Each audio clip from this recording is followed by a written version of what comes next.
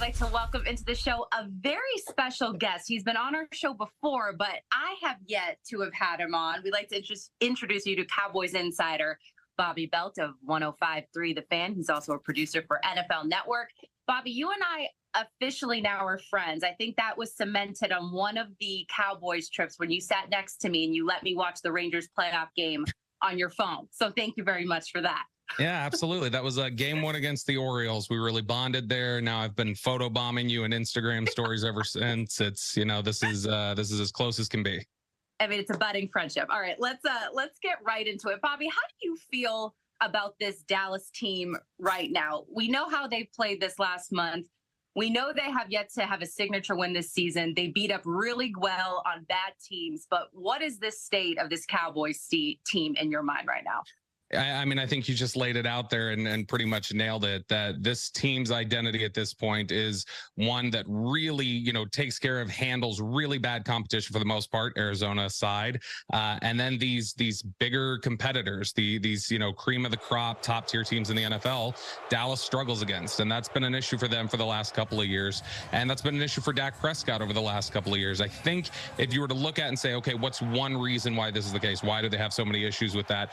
It's exactly what you saw against Philadelphia. It's details. It's just little things that seem to separate them when they go up against the Philadelphias and the San Franciscos and whatever teams the AFC puts forth. But they've got the talent to hang around with these other teams. Oftentimes it's just a case of they're not winning on the details. They're not winning on the little things, penalties, execution, little things like that. And it's cost them, and it's something that they'll need to correct down the stretch.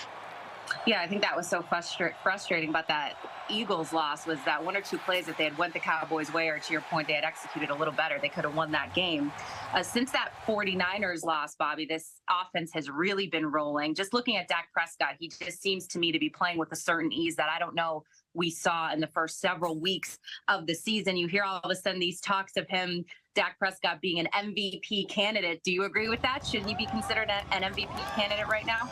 Look, I mean, anybody who keeps up with me over at 105.3 The Fan or on Twitter or elsewhere knows I'm the president of the Dak Prescott fan club. So yeah, I'm always going to have him, I'll say he's right there. Definitely over the last 4 weeks. Look, he's played incredible. He was not at his best early on. I think that was a symptom of just finding a rhythm in a new offense. This is a very regimented scheme that they've put into place, Mike McCarthy. It's very similar to the West Coast offense. Obviously, we know they've been calling it the Texas Coast, but it's so tied into, all right, 1, 2, 3 out, 1, 2, 3, 4, 5 out, get the ball out.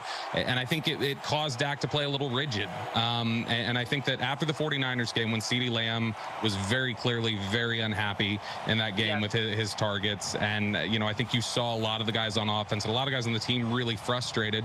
I think this coaching staff, probably had several conversations with the guys in that locker room, guys on offense, and understood, okay, we're listening. We're going to make some tweaks here. We're going to make these adjustments.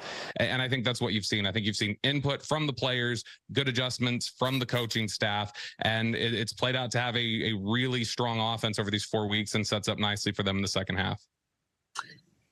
I'm guilty of this. When I heard CeeDee Lamb talk about his performance after that Giants game, I definitely thought he said he was the top receiver in the game. He said a bunch of us misquoted him. He said he's a top receiver in this game, and it's hard to argue with him right now on that, especially when you look at the body of work he's put together, especially in these last 3 weeks.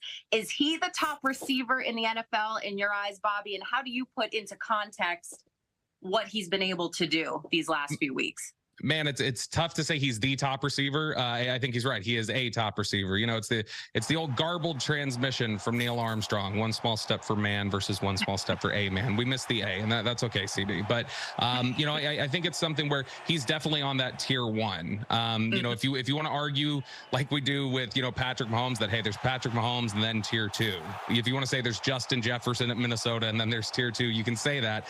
And so it just depends on if you have Justin Jefferson in his own tier, I think, think, or Devontae Adams in his own tier, or if you would group them together. And I think at this point, what CeeDee Lamb's shown is he is absolutely deserving of being in that spot. If you look just over the last calendar year, CeeDee Lamb is second in the NFL in receiving yards, right behind his NFC East rival, A.J. Brown. He has put up absolutely ridiculous numbers, been incredibly efficient, and he deserves credit because he said, look, I want the ball more. I can help this team. And when you get those opportunities, you need to back him up. And he has absolutely backed him up. Right now, I think it's hard to say that there's anybody who's playing better football for the Cowboys than CeeDee Lamb. Bobby, tough situation for Cowboys linebacker Leighton Vander Esch. Been dealing with that nagging neck injury for a while now. He's done for the season. I know it's hard to speculate, but what do you think in terms of his long-term football future? And how do you feel about this position group as it stands right now with him out of the fold? You know, it's interesting. Leighton Vander Esch had a very fascinating track to the NFL. He was a guy who played, 7-on-7 football in high school. That's all they had enough for, or 8-man football in Idaho to play there. And you looked at, he was a walk-on at Boise State.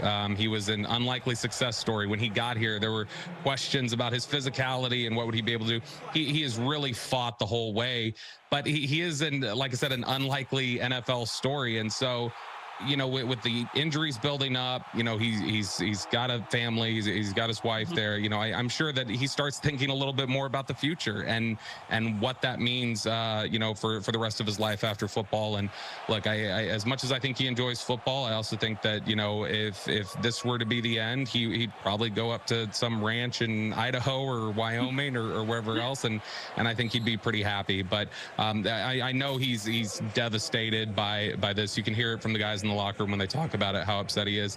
It mirrors kind of closely what happened with Sean Lee. I mean, different injuries, different issues, but same sort of guy, just really, really talented, high IQ football player who just couldn't shake the injury bug. So if this is the end of Leighton Vander Esch, it's a sad ending, but man, he left it all on the field. He was a good player for them for several years.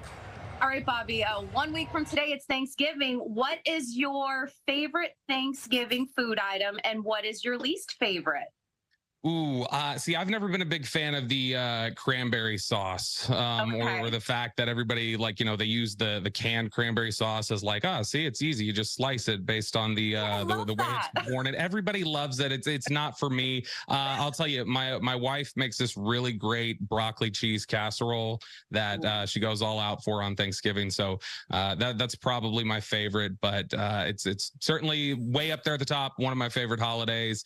We'll be at the stadium obviously on Thursday, so we'll be celebrating on a couple different days leading up to it, but one of the best times of the year.